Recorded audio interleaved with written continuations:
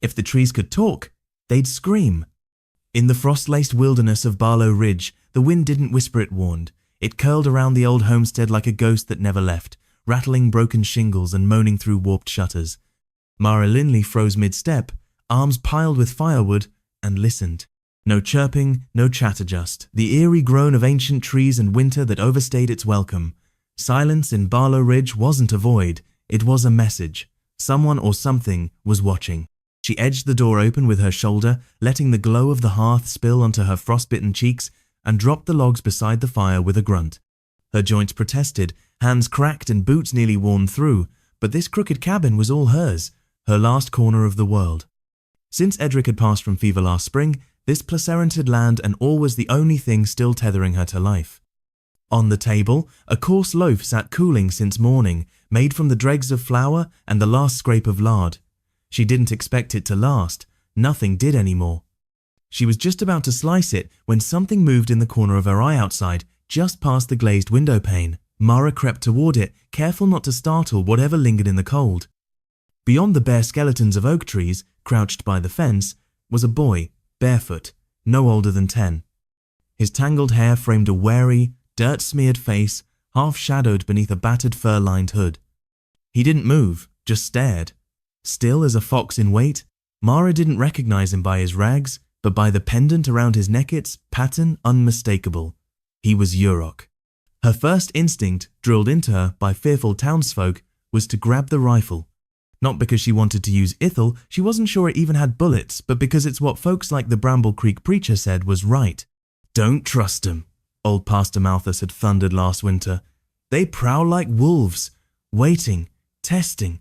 But Mara didn't move toward the weapon. She reached for the bread. She eased open the door, loaf in both hands. The boy tensed but didn't bolt. His eyes, dark as midnight glass, followed her every breath. She stepped onto the porch, the wind biting through her shawl like a blade. I don't have much, she called out, voice firm but kind, but if you're hungry, this'll help. Down the steps she walked, kneeling at the edge of the yard to place the bread gently on a flat stone. Then she backed away, slow and steady, like coaxing a wild doe. The boy didn't move, not at first. Then, in a flash, he sprang forward, grabbed the bread, and disappeared into the trees. Mara let out a breath she didn't know she was holding. That night, sleep was a ghost she couldn't catch. Her dreams were restless, hollow-eyed strangers, firelit cabins burning, and Edric whispering his final truth, fears harder to cure than hate. Why did she help that boy? Maybe it was the way his ribs jutted out like broken pickets. Maybe it was because no one came for her when Edric died, when her woodpile dwindled, when her hens froze in their coop. Or maybe loneliness had dug too deep, and offering kindness was all that reminded her she still had a soul. The next morning, she found a bundle on the porch, tied with deer hide, filled with pine needles and a charm, 4 beads white, red, black, and yellow threaded alongside a hand-carved feather. She didn't understand its meaning, but the offering was gentle, deliberate, and somewhere in the dim cavern of her chest, something fluttered. Not fear, not guilt, something warmer. She held the charm in her palm and whispered, "What door have I just opened?"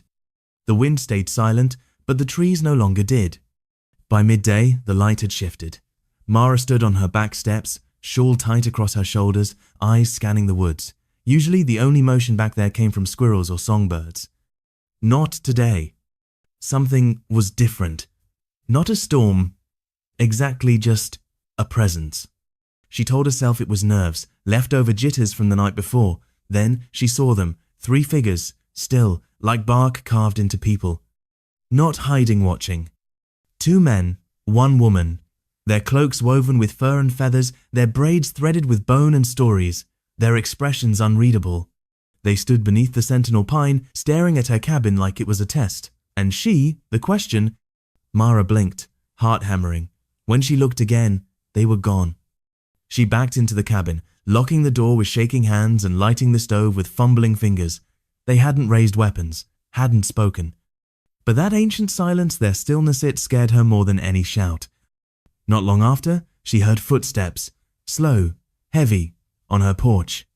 She froze, hands gripping the edge of the table. No knock, no sound. Finally, she peeked through the curtain. There it was, a bundle, neat, precise, stacked firewood, oak and pine, split clean and bound with a braided cord. No note, no whisper of movement in the trees, just the gift. She didn't know what to think. The last man who chopped wood for her was Edric, and he always complained while doing it. She bent low, fingertips brushing the cord. It was soft, like thread, but tough. Handmade, patiently woven. They came close, she whispered to herself. That night, every lamp burned. She boiled potatoes in lard, praying quietly before the meal, not out of habit but need. Lord, she whispered, if this is your doing, help me walk through it without trembling.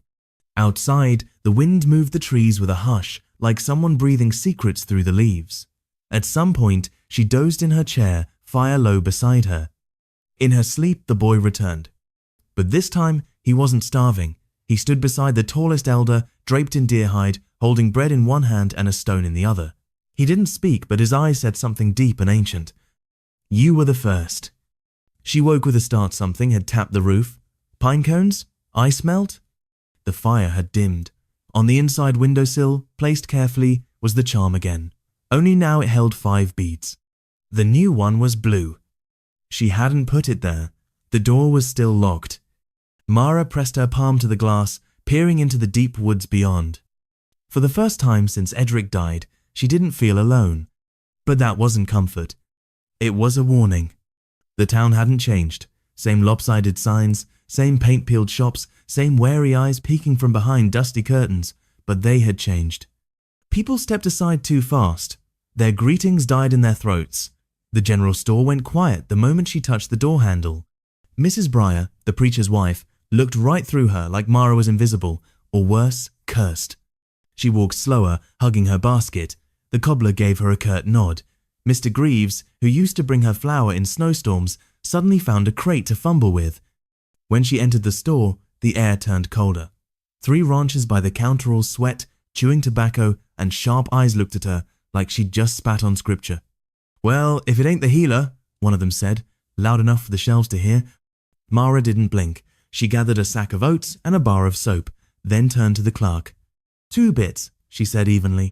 He didn't move. You hear what they're saying, Mara? She didn't flinch. I've heard what they think they saw. The third man snorted. Heard you fed a half-breed boy. Now their elders are stalking your land like ghosts. She set her coins on the counter. Maybe they came because I treated their child like a child, not like vermin. Silence.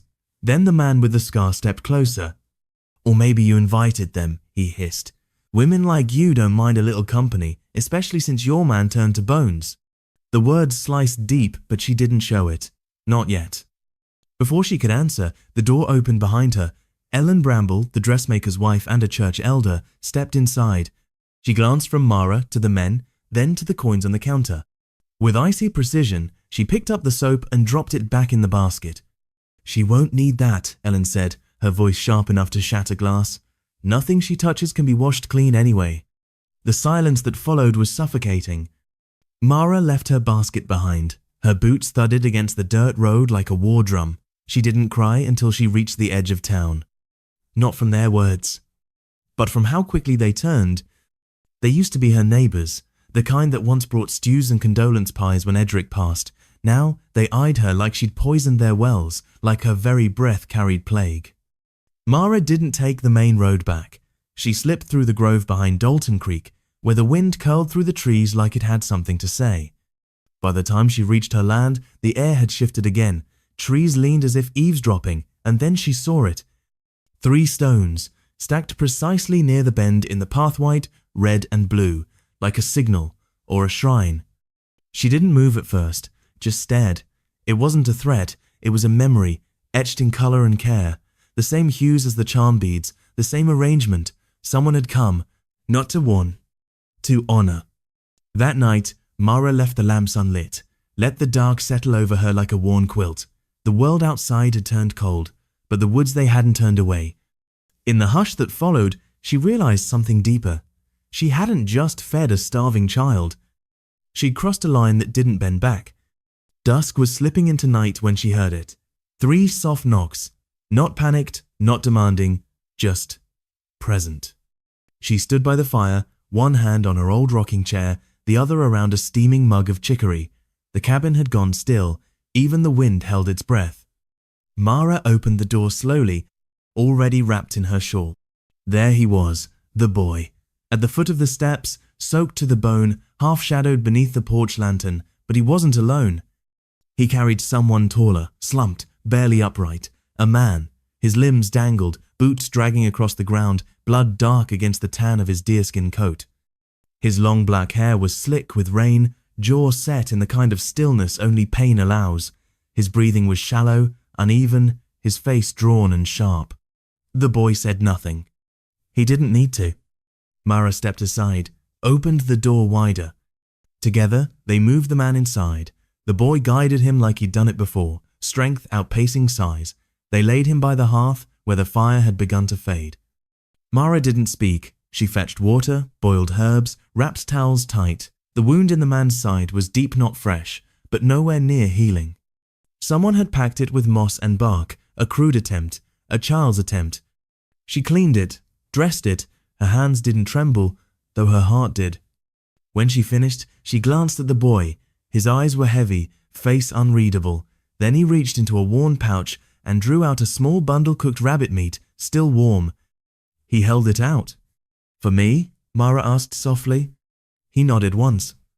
Then sat beside the man and curled close, a pup sheltering against its kin. Mara set the food aside and stirred the fire. Later, once the boy had fallen into sleep and the man's breath found its rhythm, Mara noticed something new.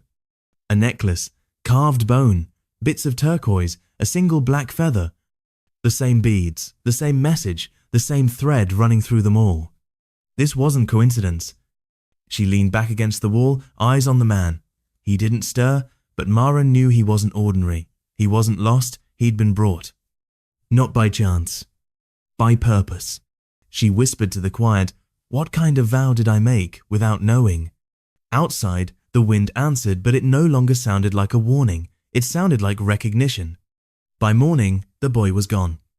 The cabin door stood slightly ajar. The cold had crept in. The fire was embers, but the man he remained. He was awake. He hadn't moved. Not much, but his eyes were open now, sharp, alert, like a wolf sizing the shape of the room. Mara froze, kettle in hand. Their eyes met. No words passed, just understanding. He glanced down at the bandage, lifted the edge, examined the wound, then looked back at her and gave a subtle nod. Not thanks, not relief. Acknowledgement. Then, slowly, deliberately, he sat up, every movement quiet, controlled. When he stood, he towered over her Revan weakened, but he wasn't threatening, just solid, ancient. Like something older than this place had decided to rest here for a while. "You shouldn't be up," Mara said, finally finding her voice. He didn't answer. He turned. Stepped outside into the morning frost. Mara followed to the door, watching in disbelief as he limped toward the woodpile. The axe untouched since Edric died still leaned against the chopping block. He didn't hesitate. "You don't have to," she started. But he was already lifting it. The first swing was rough. The second, cleaner. By the third, rhythm had taken hold.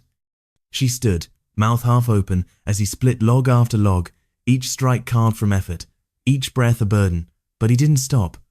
When he finished, he stacked the wood neatly beside the door, then moved onto the fence post leaning from the last storm. He straightened it, reinforced it. All without a word.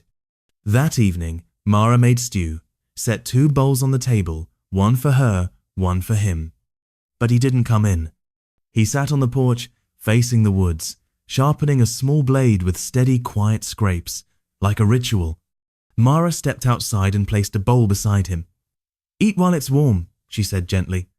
He looked at the bowl, then at her, and waited. She frowned until it clicked. He wouldn't eat until she did. So she went back inside, took a bite. Only then did he begin. That night, she dreamed of fire again. But not destruction, not loss. The boy stood at the center of the flame's glow, and behind him, the 3 elders silent, eternal, and beside them, the man. Present. Watching. When Mara awoke, dawn hadn't broken yet. But outside, he sat still, awake, guarding. Not as a guest. Not as a prisoner. Something else. A sentinel bound by unseen thread, by silent promise.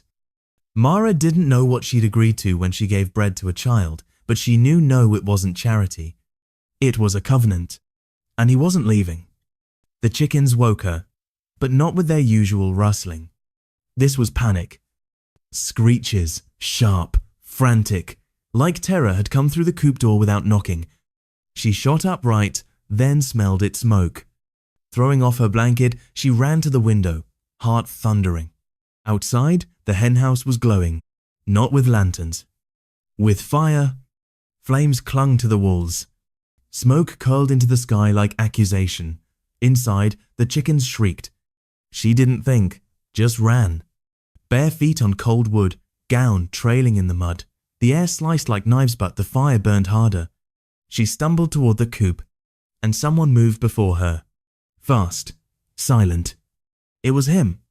The man with no name. The stranger who now felt like part of the land itself. He was already hauling a barrel of water, muscles taut, eyes focused. He didn't shout, didn't hesitate, just acted. She grabbed a bucket, but he waved her back, never looking at her, just moved. He kicked open the coop's gate and vanished into the smoke. Sparks burst like fireflies in revolt. The wind carried the heat, the scream of burning timber. Then, one by one, chickens poured out. Feathers singed, but alive. He came last, face shielded with his coat, a bird cradled in one arm, his sleeves smouldering. He laid the bird down, then tore off the coat, and turned to fight the fire. Every swing of his arm landed like judgment, harsh, exact, final. Only when the last hiss of steam rose from scorched earth did Tamahel stop. They stood alone in the aftermath. The coop was gutted, smoke spiraling toward a sky too still, too quiet. Ash drifted around them like blackened snowflakes. He turned to face her slowly, his expression unreadable beneath the soot streaking his skin. But his eyes blazed. Not with panic, not with fear, with fury. Cold, ancient, controlled. Mara stepped forward, legs weak beneath her. "That wasn't an accident," she murmured. He didn't reply. Her gaze fell to the charred boards, the splintered door, the dying embers. "They meant to frighten me." At last, his voice camelo, steady as stone. "They meant to shame you, break you, maybe worse." Her throat closed tight. "Because I helped your boy?"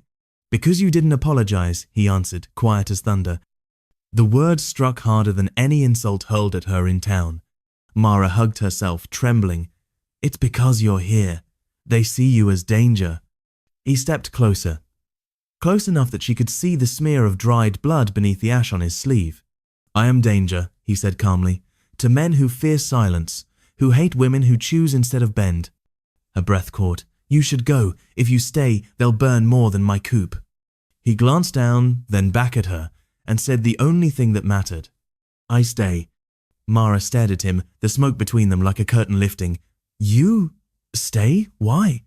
His voice, soft and final, held no doubt. "Because you didn't look away." She couldn't reply. Not to that. The meaning behind those words sank deep into her bones. So they stood in the ruin, wrapped in smoke and silence. Around them, the scent of fear clung to the earth, but it had not won. Later, they sat on the porch, draped in threadbare blankets. Mara's hands shook as she poured 2 mugs of weak coffee. He didn't touch his until she took a sip first. The chickens huddled beneath the overhang, wide-eyed, feathers puffed in shock.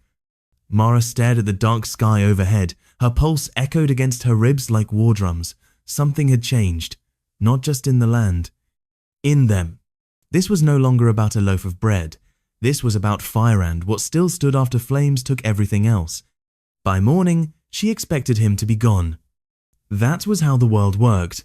Help given, debt settled, paths divided. But when Mara stepped outside at dawn, he was already by the coop ruins. Sleeves rolled up, hands blackened, sorting the remains, rebuilding, mending, as if the land already knew him. He didn't glance at her, didn't explain, and she didn't ask. Instead, she placed a tin cup on the stump beside him. He nodded once, then drank. They worked together most of the day, not as companions, not even as equals, as something older, stranger. Two people who had faced fire and silence and stayed. She swept the porch, he reinforced the fence. She fed the livestock, he scrubbed the troughs clean. His wound was still raw beneath the fresh bandage she'd wrapped that morning, but he moved like pain was just another thing to carry. That evening she caught him sitting by the well. Legs crossed, a small block of wood in his lap.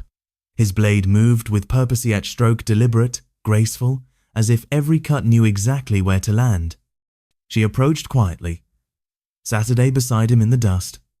The shape took form beneath his handswing spread wide, the body of a hawk in mid-flight. For the boy? She asked.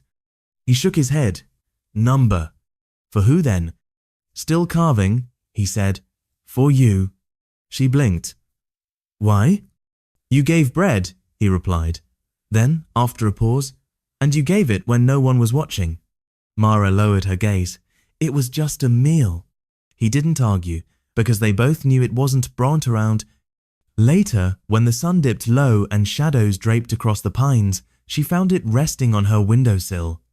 A hawk, wings carved with precision, the feather lines etched with patience only pain can teach. Around its neck hung a single red bead like the fire that nearly took the coop, and below that a string of horsehair, a seal, a bond. She held it in her palm, unsure whether to cry or smile. That night she cooked cornbread, the good kind. What little buttermilk powder she had left, real salt. She didn't announce it, didn't serve it with ceremony, just placed 2 slices on his plate and sat. He didn't touch them until she did. Then, for the first time, he spoke before she did. My name, he said gently, is Tamahel. She looked up. Not just a name. A bridge. I'm Mara. He didn't repeat it. He didn't have to. He'd already spoken it through the fire he fought, the carving he left, the way he remained when he had no reason to.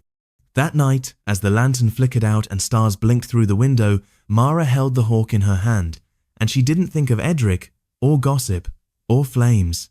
She thought of a boy who came starving, of a man who stayed, and how something as small as bread could echo wide enough to reach a soul long convinced it couldn't be saved. The wind changed that morning. It carried the scent of paper, of secrets that had gone too long untouched.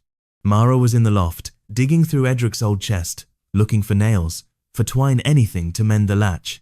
Tamahel worked outside, rhythm steady, reinforcing the coop's frame with cedar stakes. She didn't expect to find the letter, tucked between a hymn book and a box of unused cartridges, yellowed, fragile. Her name wasn't on it, but she knew the scrawl. To Mr. Covey Grady's Hill, it read. Her breath froze. She broke the seal, hands shaking. The ink had faded, but not the truth. I agree to the terms discussed. The land and cabin will be transferred once Mara is informed. Best to move quietly, she's stubborn. I'll handle it, Edric Linley. No date, no apology. Just betrayal.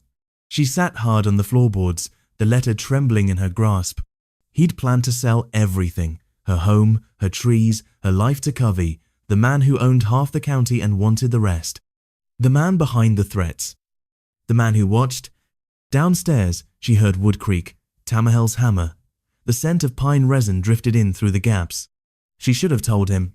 Instead, she folded the letter, slid it into her apron. That evening, she joined him by the coop. Covey's behind this, she said softly. Tamahel didn't pause, just kept hammering. The fire, the threats, the watchers. He's been after this land for years. I just didn't want to see it. This time, he stopped, straightened. You think he'll stop? She shook her head. Number, he'll send more. This time it won't be a warning. Tamahel nodded. He wants what feeds you. What do you mean? He looked toward the hills. If he takes the land, he takes your route. She thought of the charm, the hawk, the bead. She reached into her pocket, drew out the letter. Edric, signed a deal, behind my back. Tamahel read it in silence, returned it without a word, jaw set tight. That's why they think I don't belong, Mara whispered. Even the man I loved didn't believe I had the right to stay. You fed a child with no name, Tamahel said. That gives you more claim than any man with a deed. She blinked, holding back tears. I don't want to run. Then don't. His voice quiet, certain held more power than a sermon. And for the first time, she believed she might not have to. The summons came nailed to her gate. No signature, just a single line, ink running from the damp. Grady's Hill Church, Sunday, be there. Mara read it once, folded it without flinching. She knew exactly what it meant. It wasn't an invitation to worship. It was a demand for penance.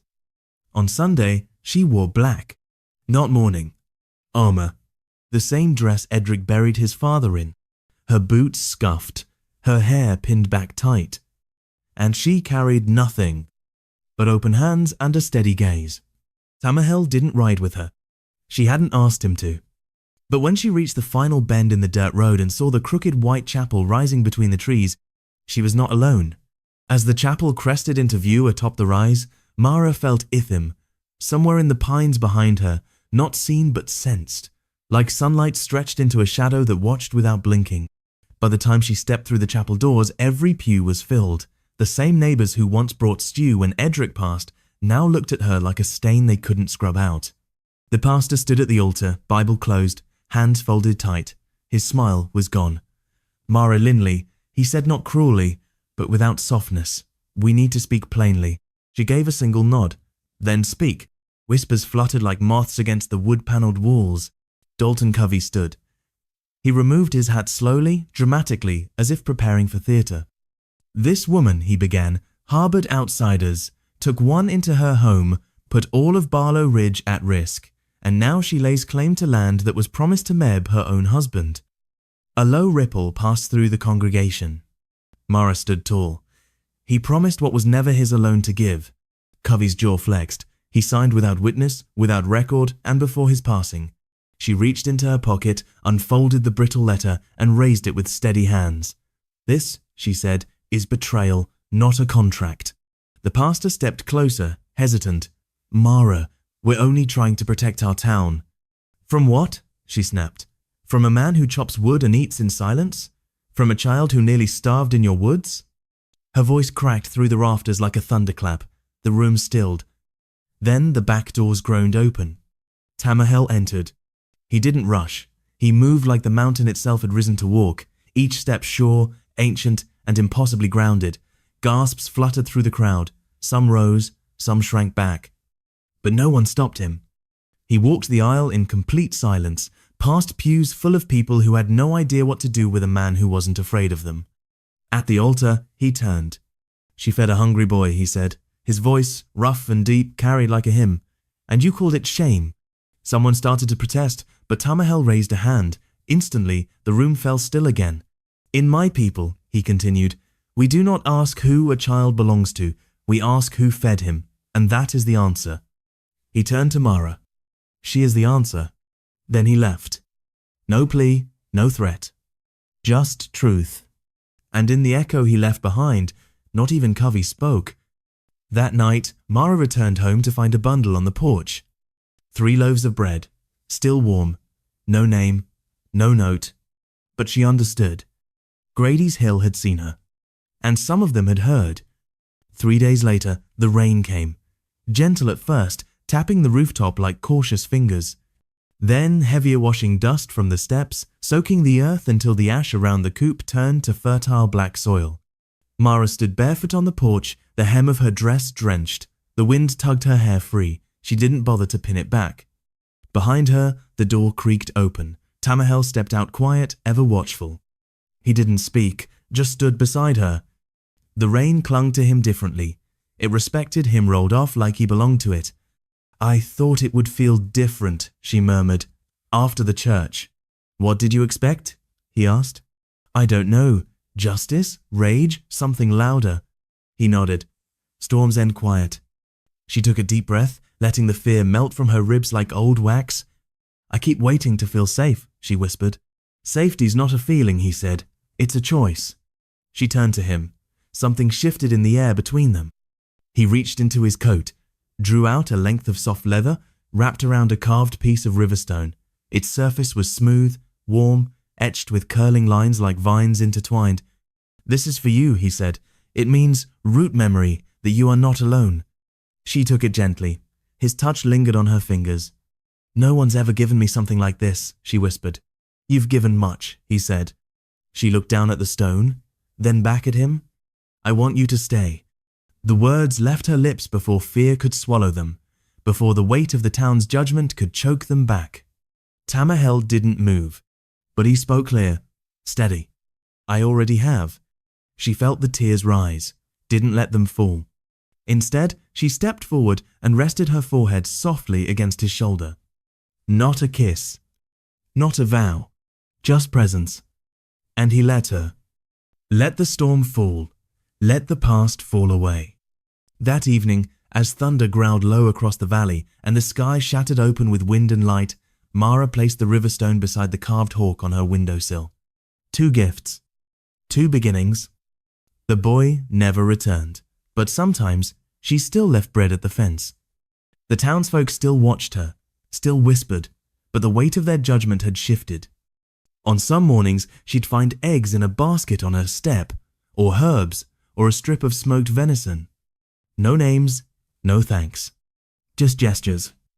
They wouldn't love her loudly, but some of them were learning, and that was enough. Tamahel never slept in the cabin, but he built a shelter by the Cooper structure, half barn, half lodge, strong enough for snow. He never asked for comfort, never expected thanks. But he never ate until Mara did. And every night, before she blew out the lantern, he walked the perimeter of the land once, slow, purposeful, not as a guard, as someone who belonged. One evening, as the fire crackled low, Mara turned to him and asked, "Do you think they'll ever stop seeing me as the woman who fed a stranger?"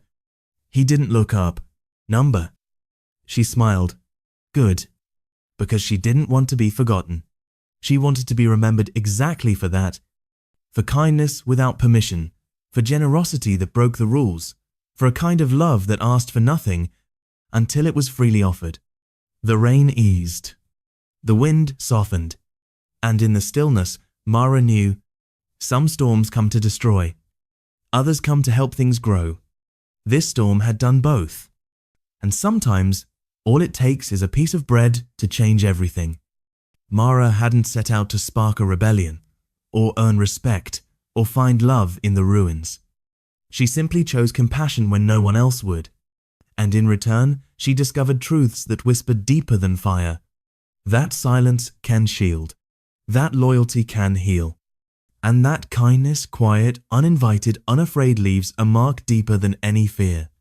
Have you ever done something small that echoed larger than you expected? Share your story in the comments, we'd love to hear it. And if you believe in the quiet power of grace, courage, and redemption, subscribe to the channel for more stories like this one.